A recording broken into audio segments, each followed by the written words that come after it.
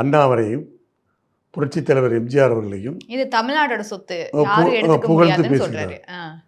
நான் கூட உங்களை போன்ற ஒரு ஊடகத்திலே கேள்வி கேட்டபோது பதில் சொன்னேன்.